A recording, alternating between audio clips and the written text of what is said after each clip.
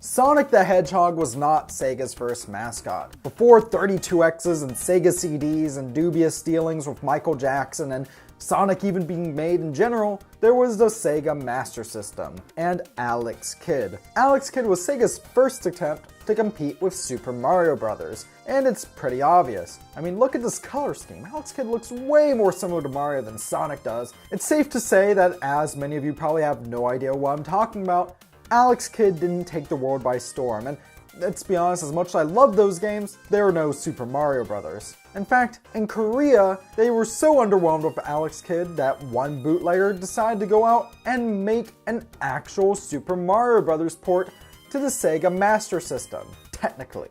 But we'll get into that in just a bit, because today we're looking at Superboy 2, also known as Super Mario Bros. For the Sega Master System. Welcome to Stuff We Play, home of everything weird and retro, and if that sounds cool to you, why not subscribe? And today's topic is very weird and very retro, and once again, it's a bootleg. Superboy 2 for the Sega Master System. Kind of.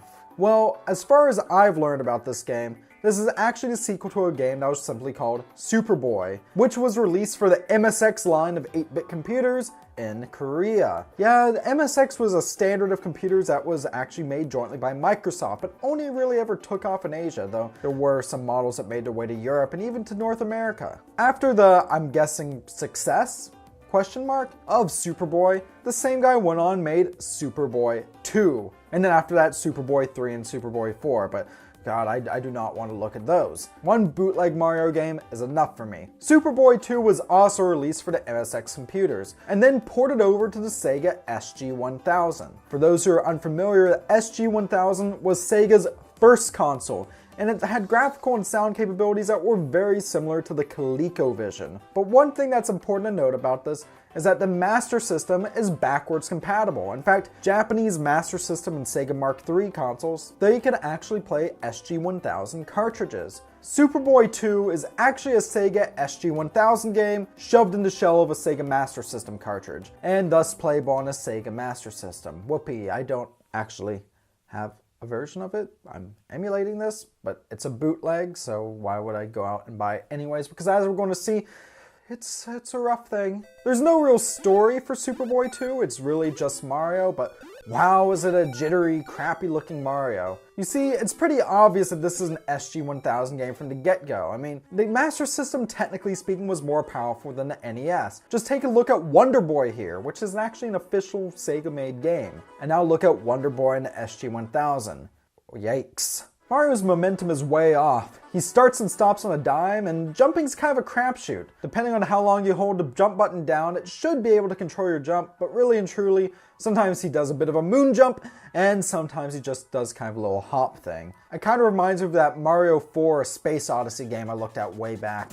It's not good. Graphically, it seems they were trying to replicate the first Super Mario Bros. Games, but as far as stage design goes, it seems that they gave up after the first part of World War I and put some completely new stage design in. Level design here, structurally speaking, isn't bad by Mario standards. It's just marred by horrible amounts of flicker, bad scrolling, and terrible controls. You're going to die a lot here because along with having janky controls, hitboxes are a little wonky. Look at these Bowser battles. I should be able to just run under the King of Koopas, but nope!